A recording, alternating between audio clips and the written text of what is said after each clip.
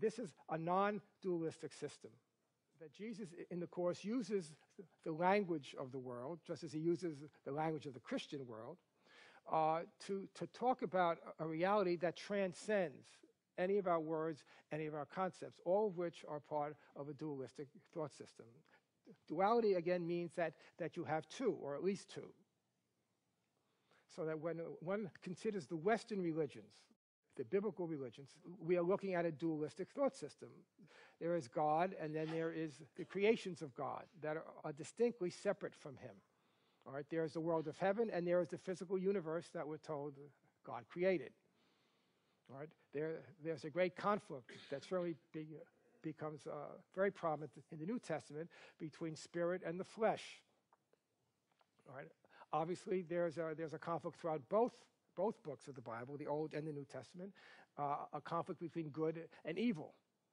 All right, and both are seen as being ontologically real, that they are part of the reality. A Course in Miracles, however, is totally different, which is why we always go to great lengths to make the point that the Course, the spirituality of the Course and the spirituality of the Bible are not the same at all. Right? One is a dualistic thought system, the other is a non-dualistic thought system. In the Course, God is the only reality. All right? When we begin to talk about the development of the ego thought system, right, we are really talking about the world of as if. All right, as if the tiny mad idea of separation occurred, as if the decision-making mind chose the ego over the Holy Spirit, as if the decision-making mind identified with the ego, and on and on and on until we end up with a thud at the bottom of the ego's ladder in the world as a body. But all of this is as if. Everything below this black line is as if. It never happened. Right? And so that's the perspective that one has from the top of the ladder. When one is in the real world, which is the Course's term for that state of mind in which we are outside of the dream, realizing everything here is a dream. Right? It's the culmination of the process of forgiveness. It's when we recognize everything of the ego's world, the ego's world of thought and the ego's world in terms of the physical universe. All of that is an illusion. And at that point, our knowing this is not an intellectual concept. It has now become a very real experience for us, because we experience ourselves as being on the outside looking. And we know that our identity is outside of the dream and all the dream figures that are here in the world, including perhaps a dream figure that has our name to it.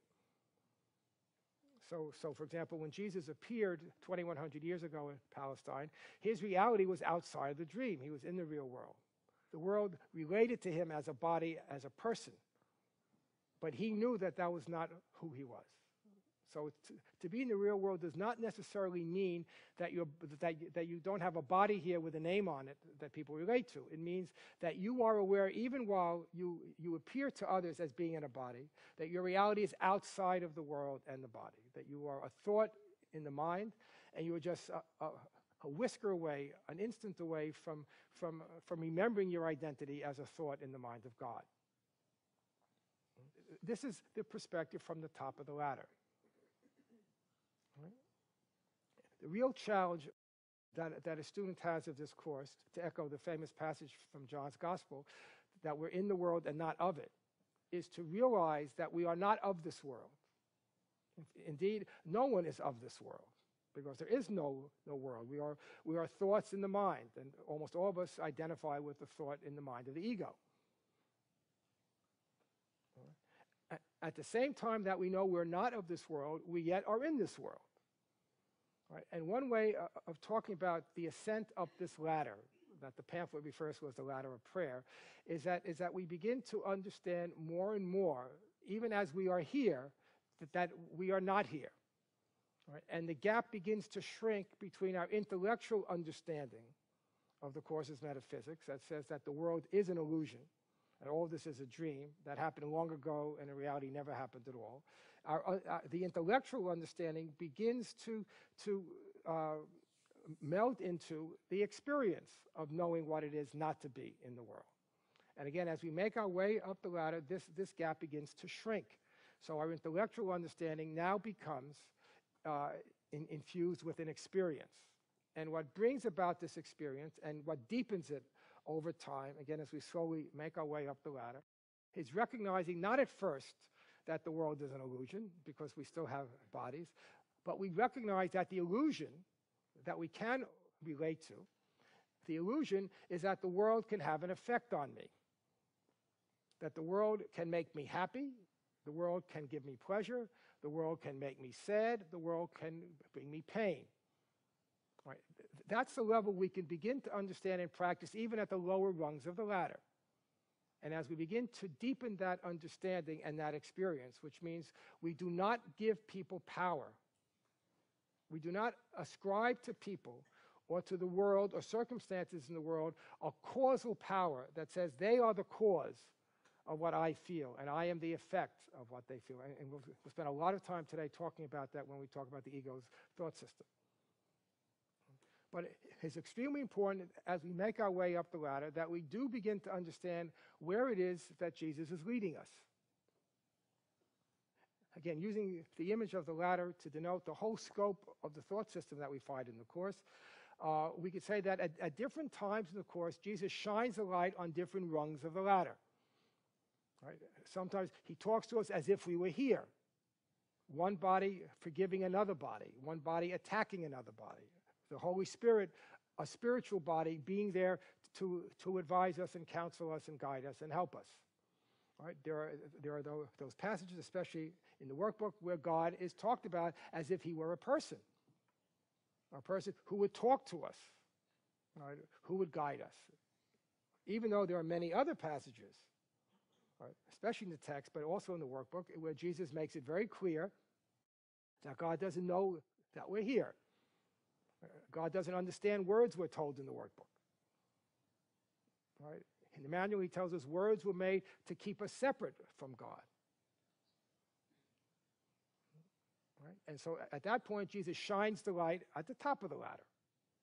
Right? But then in those other passages, he shines his light on a lower part of the ladder because he meets us where we believe we are. That's one of the real impressive and inspiring things about this course, that no matter where you are on the ladder of prayer, no matter where you are on your spiritual journey, no matter where you are in terms of your understanding and experience with the Course in Miracles, there'll be things in this course which will be helpful to you.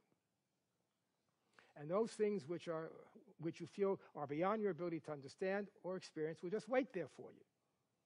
And as you read through, you will see only those passages which are meaningful. And those, again, which make no sense to you or again seem way beyond you, you'll just overlook. Right? And it may not be until years later when you come back and reread passages in the Course that you suddenly realize, oh my God, I didn't know that was there. Well, that's because you weren't ready to see it. But there will be things in this Course which will be helpful. And again, throughout the Course, if you take all three books, you'll be able to see, again, how Jesus shines his light on different parts of the journey. Again, it makes this a very, very impressive spiritual document. It goes in line with his whole approach that his love excludes no one. His help excludes no one, no matter where you are, which is why it's really important as a student of the Course, and if you consider yourself an advanced student or sophisticated student, that you not judge other people who may not share your understanding, right? Or may get things really upside down and backwards. How do you know that what they are getting from the Course is exactly what they need for where they are? And if you attack them for it and judge them and prevent them from learning at their own pace, then you are setting yourself up in opposition to their real teacher, right? Whose love meets them where they are. He never meets us in judgment. He only meets us with love, in love and acceptance. And that's a very, very important thing to keep in mind. And just the reason I'm making all these comments is that it should help you as you work with this Course to see exactly how gentle and non-judgmental Jesus is, even though he is very clear about what he's teaching. You know, there's no question in his mind who the authority is, right? But he's not authoritarian, right? He's not harsh, he's not condemnatory, he's not judgmental. He's always kind and loving and accepting. And again, there are passages in this Course that will meet you where you are and will be helpful. Yet again, it is important to understand at least what the full expanse of this journey is. right, and the full expanse of this thought system.